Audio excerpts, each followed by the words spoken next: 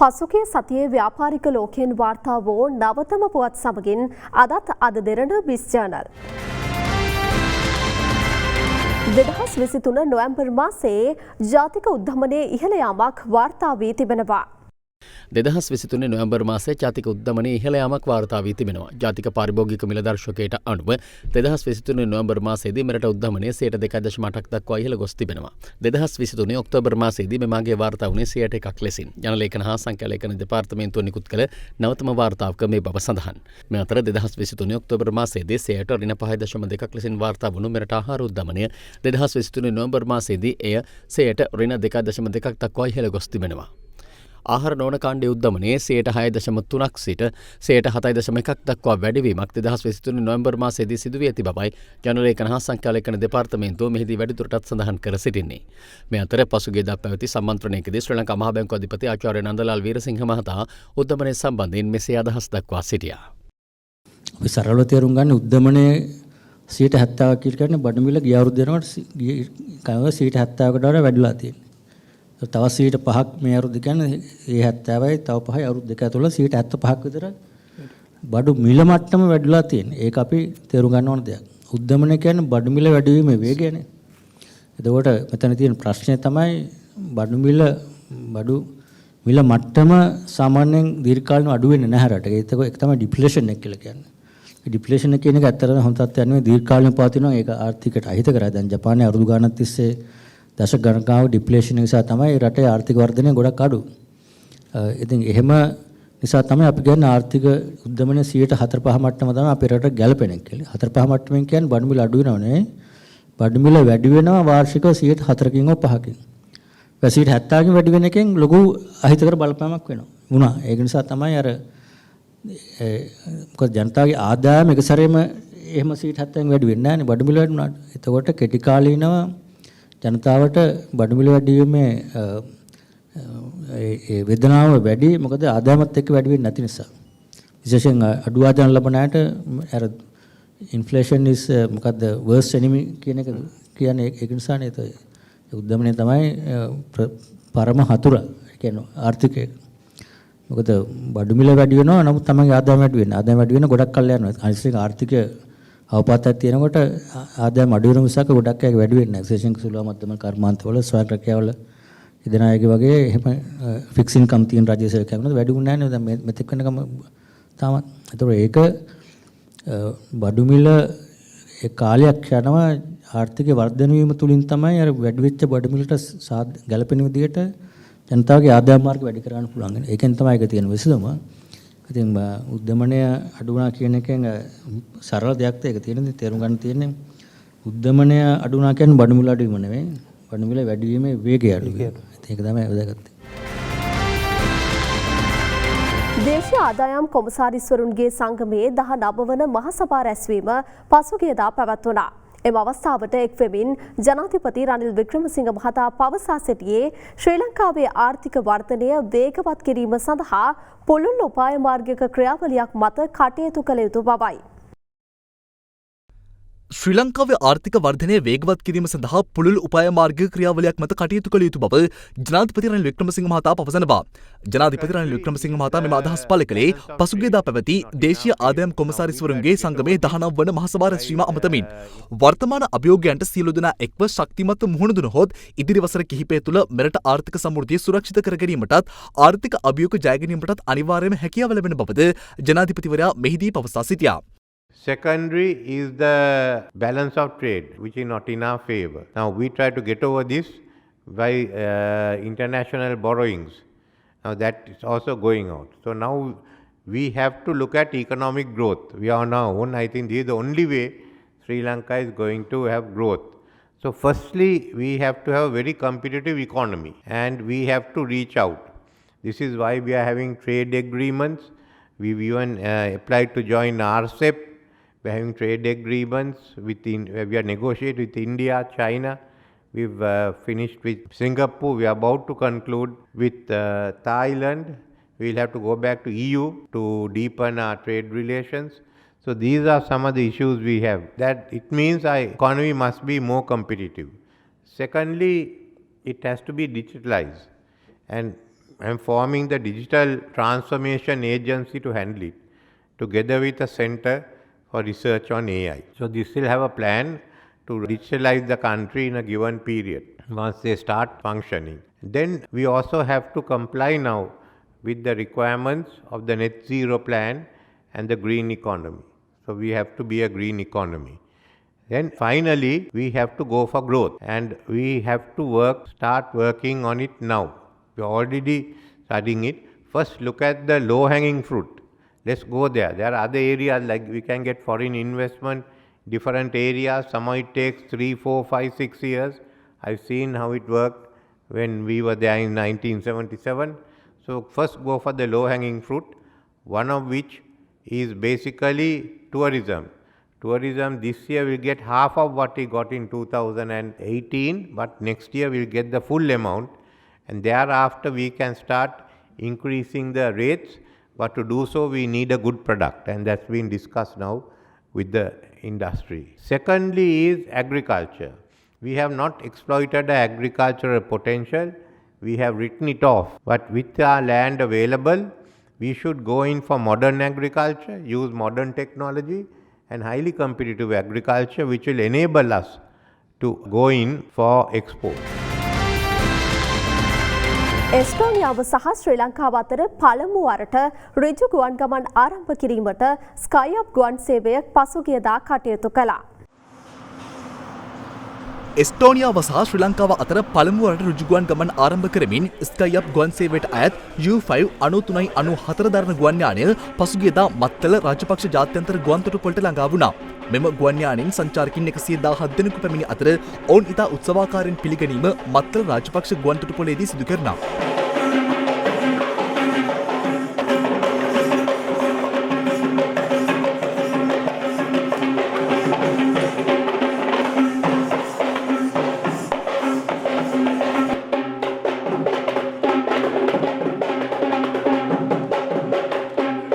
ස්කයිඅප් ගුවන් සේවය හරහා සතියකට ගුවන් වාර 6ක් ක්‍රියාත්මක කිරීමට නියමිත අතර එහිදී එස්ටෝනියාව, ලිතුවේනියාව, ලැට්වියාව, පෝලන්තය හා මෝල්ඩෝව යන රටවල සිට ඍජු ගුවන් ගමන් ක්‍රියාත්මක කිරීමට නියමිත බවයි වාර්තා වන්නේ. ඉතිහාසයේ පළමුවෙනි වතාවට එස්ටෝනියා ඉඳන් ආපු ගුවන් යානාව ස්කයිඅප් ගුවන් යානාව තමයි අද මත්තලට ආවේ.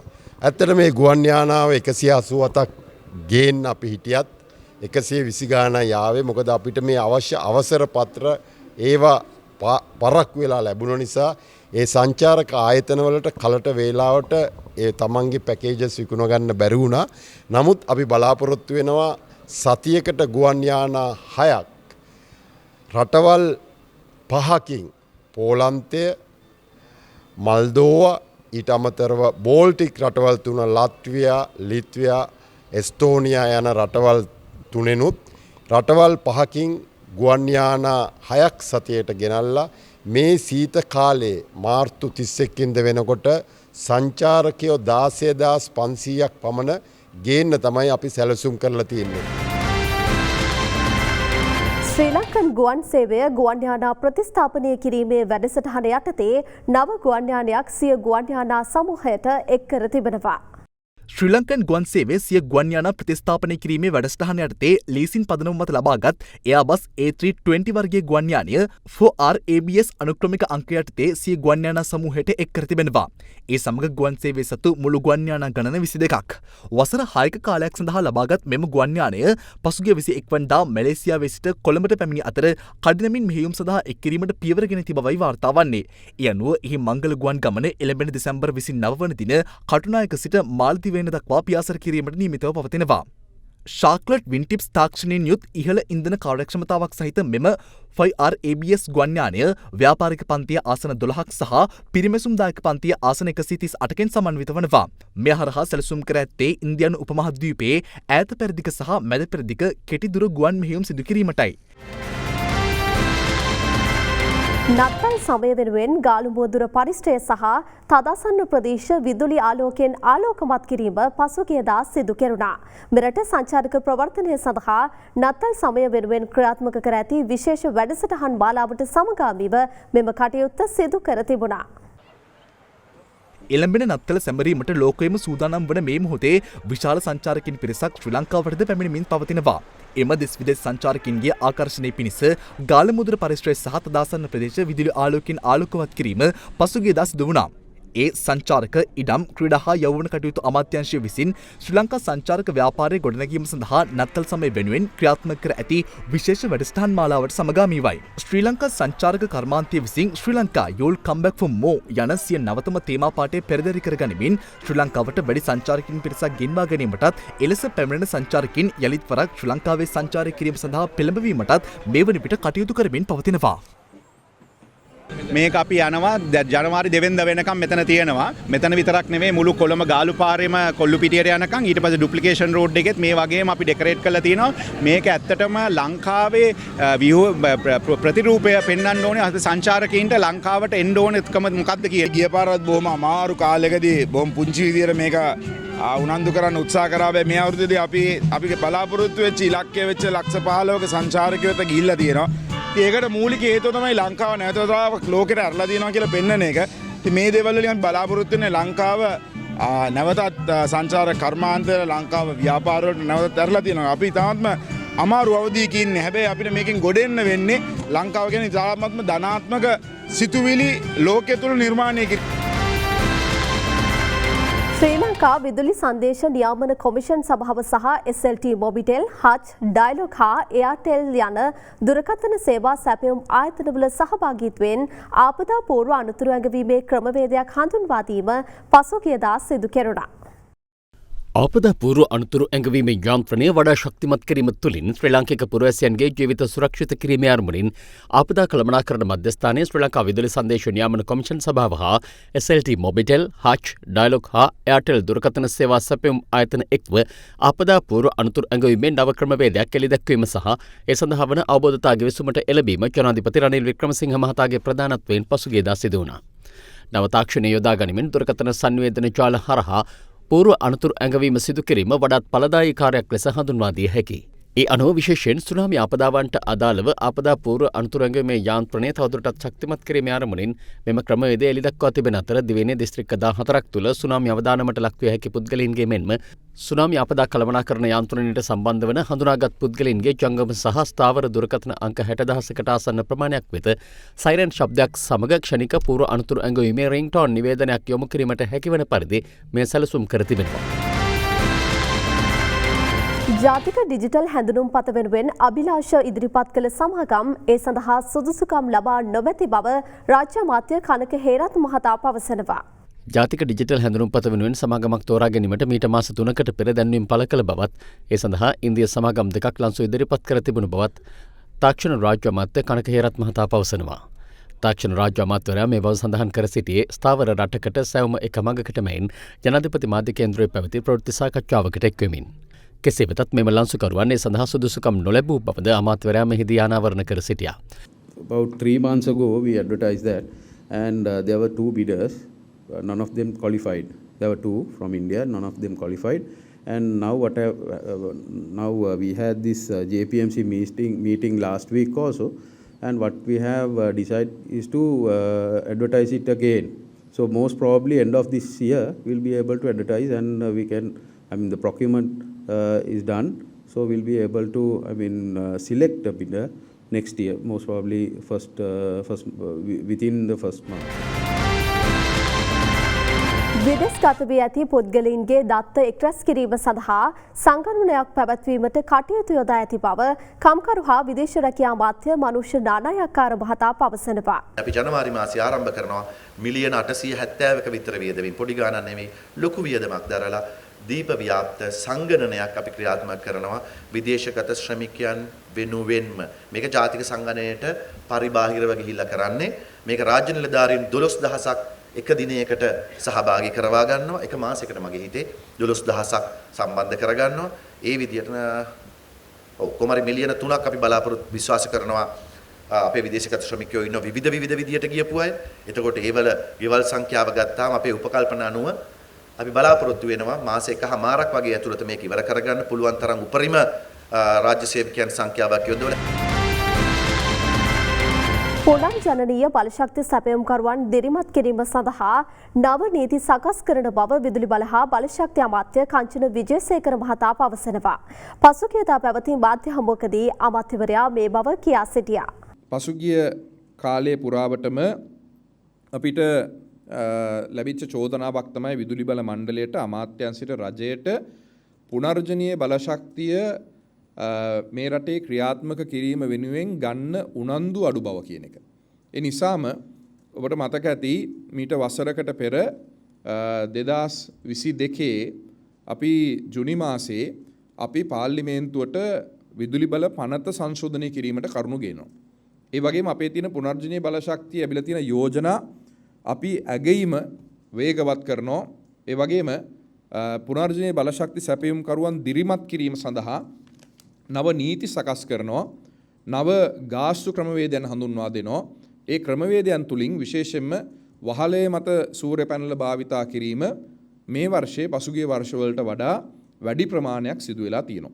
ඒ වගේම 2021 වර්ෂයේ එවකට විදුලි බල අමාත්‍යාංශය එතකට අමාත්‍යවරයා සහ රාජ්‍ය අමාත්‍යවරයා බවට පත් වෙලා හිටියේ ගාමිණී ලොකුගේ මැතිතුමත් දුමින්ද දිසානායක රාජ්‍ය මැතිතුමත් එතුමන්ලා දෙපළ හොඳ වැඩපිළිවෙලක් ආරම්භ කරනවා පුනර්ජනීය බලශක්ති ප්‍රවර්ධනය කිරීම වෙනුවෙන් සැපයුම් කරුවන්ගෙන් එහෙම නැත්නම් අපි කියන්නේ ආයෝජකයන්ගෙන් යෝජනා ලබා ගැනීම සඳහා අභිලාෂ කැඳවීමක් කරනවා කැබිනට් මණ්ඩලයේ අනුමැතිය ඇතිව ගැසට් පත්‍රයකින් ඒක එළි දක්වලා ඒක සියලුම පුවත්පත්වල දැන්වීම් පළ කරලා පසුගිය 2021 වර්ෂයේ සැප්තැම්බර් මාසයේදී අභිලාෂ කැඳවීමක් සිදු කරනවා.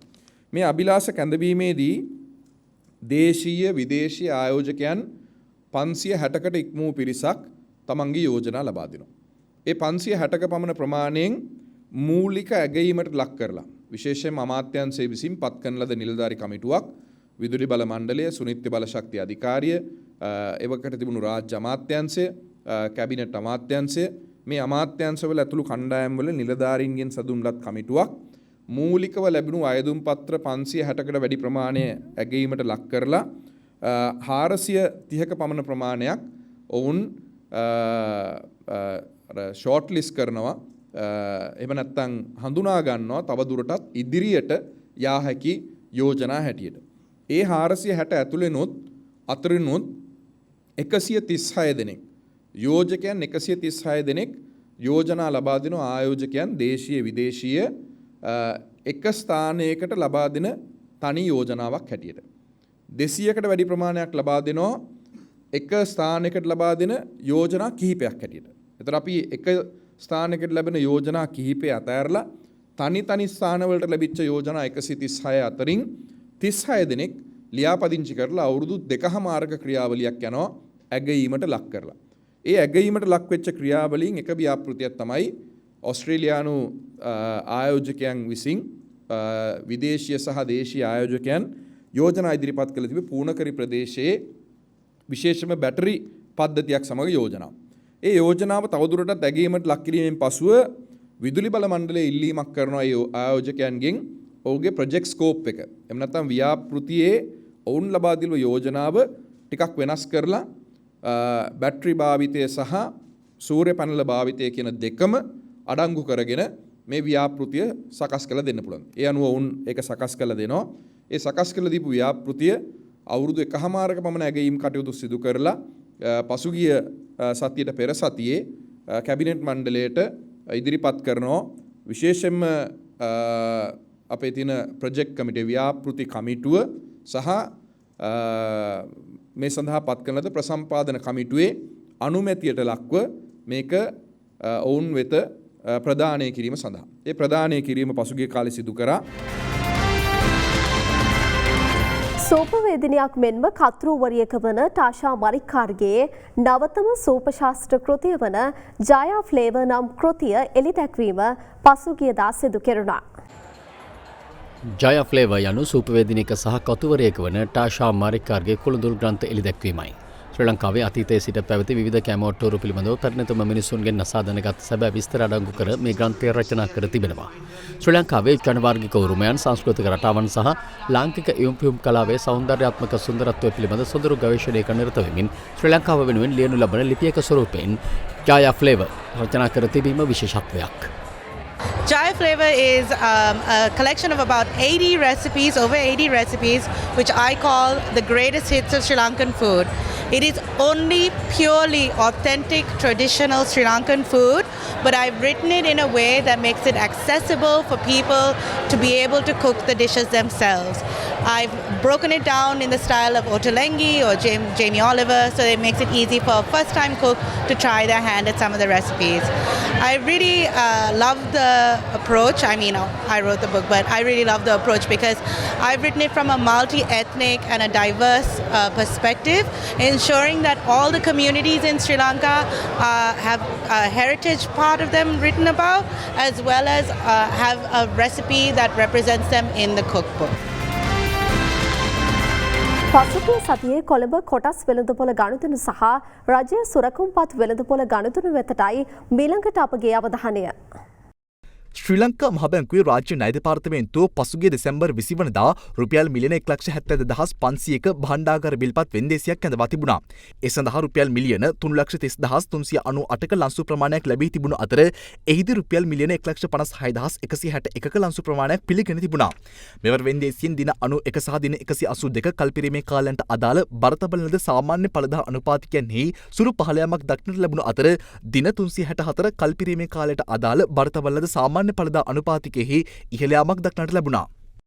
18 වෙනිදා සඳුදා දවසේදී සමස්ත මිල දර්ශකාගය ඒකක 69.39කින් පහළ යමින් සමස්ත පිරිවැටුම රුපියල් මිලියන 446ක් වාර්තා කළ. එහිදී පිරිවැටුමට අගරපතන ප්ලාන්ටේෂන් සමාගම ඉහළ දායකත්වයක් එක්කලා පිරිවැටුමට. 19 වෙනිදා අඟහරුවාදා දවසේදී සමස්ත මිල දර්ශකාගය ඒකක 60.5කින් පහළ යමින් සමස්ත පිරිවැටුම රුපියල් මිලියන 566ක් වාර්තා කළා. 20 වෙනිදා බදද දවසේදී සමස්ත මිල දර්ශකාගය ඒකක 8.63කින් පහළ යමින් සමස්ත පිරිවැටුම රුපියල් බිලියන 5.1ක් වාර්තා කළා. එහිදී එක්ස්ට්‍රා සමාගම සම්පත් බැංකුව HNB බැංකුව අගරපතන වැවලි සමාගම පිරිවැටුම සඳහා ඉහළ දායකත්වයක් එක්කලා. 21 වෙනිදා බ්‍රහස්පතින්දා දවසේදී සමස්ත මිල දර්ශකාගය ඒකක 19.95කින් පහළ යමින් සමස්ත පිරිවැටුම රුපියල් බිලියන 1.2ක් වාර්තා කළා. එහිදී කාගිල් සමාගම, සිලෝන් තීටර්ස් සමාගම, ගෝල්ඩ්පේස් පාර්ට්නර්ස් සමාගම, රිචඩ් පීරිස් හෝල්ඩින් සමාගම පිරිවැටුම සඳහා ඉහළ දායකත්වයක් එක්කලා. 22 වෙනිදා සිකුරාදා දවසේදී මිල දර්ශකාගය එකක 17.91කින් පහළ යමින් සමස්ත පිරිවැටුම රුපියල් බිලියන 4.7ක් වාර්තා කළා. එහිදී පිරිවැටුමට ඇක්සස් ඉංජිනේරින් සමාගම, ෆස්ට් කැපිටල් හෝල්ඩින් සමාගම, කාගිල් සමාගම ඉහළ දායකත්වයක් එකතු කළා. ආයතනික පුවත් කිහිපයක් දැන්. ප්‍රථම වරට පැවැත්වුණු චැම්පියන් ඔෆ් ඩයිවර්සිටි සම්මානවලදී අන්තර්කරණය උදෙසා පෙන්නුම් කළ කැපවීම වෙනුවෙන් සන්වැච් සමාගමේ සහ අශෝකා සමූහ ව්‍යාපාරයේ සභාපති දේශමාන්‍ය සූරි රාජන් මහතා විශේෂාගයීමකට ලක් වුණා. ශ්‍රී ලංකා පරිශීලකයන් සඳහා වඩාත් පහසුවෙන් හා කාර්යක්ෂම ලෙසින් මුදල් ගෙවීමේ ඩිජිටල් විසඳුමක් ලෙසින් Pay and Go app හඳුන්වා දී තිබෙනවා. ඩිමෝ සහ බාලදිවයිනේ පිහිටි කෝස්ලයින් ඉන්වෙස්ට්මන්ට්ස් අතර හවුල් ව්‍යාපාරයක් වන ඩිමෝ කෝස්ලයින් ප්‍රයිවට් ලිමිටඩ් පසුගියදා 7 වන වරටත් පවත්වනු ලැබූ South Asian Businesses Excellence Awards හිදී Best Support Services in the Maritime Industry සම්මානයෙන් පෙදුම් ලැබුවා. ශ්‍රී ලංකාවේ පුද්ගලිකාංශයේ ප්‍රමුඛතම බැංකුවක් වන හැට් නැෂනල් බැංකුව සෞඛ්‍ය සේවා ක්ෂේත්‍රයේ විප්ලවීය වෙනසක් ඇති කරමින් ගෝලීය වශයෙන් පිළිගත් රෝග නිශ්චය කිරීමේ සන්නාමයක් වන ජැප්ලන් ඩයග්නොස්ටික් පුද්ගලික සමාගම සමග අත්වැල් බැඳගෙන තිබෙනවා. Prime Lands Residences PLC පසුගියදා පැවති ටාගස් Awards 2023 හිදී සම්මාන දෙකකින් පිදුම් ලැබීමට සමත් වුණා. ශ්‍රී ලංකා ආයෝජන මණ්ඩලයේ අනුමැති ලත් ආයතනයක් වන Ozone Mineral Water Exports පෞද්ගලික සමාගමට අනුබද්ධ ආයතනයක් වන Axoran ලංකා පෞද්ගලික සමාගම විසින් ශ්‍රී ලංකාවේ ප්‍රථම වරට PET ප්ලාස්ටික් ජා වර්ගයේ කුළුබඩු බෝතල් සහ බෝතල් හිස්වසුම් අඩංගු අඩි 40 බහලුම් පසුගියදා ඇමරිකා එක්සත් ජනපදයේ වෙත අපනයනය කරනු ලැබුවා. Biz Journal අදට අවසන්. ව්‍යාපාරික ලෝකයේ නවතම පුවත් සඳහා පිවිසෙන්න www.adaderana.biz.lk අපගේ ව්‍යාපාරික පුවත් වෙබ් අඩවිය වෙත. ඔබට ජයග්‍රාහී සතියක්.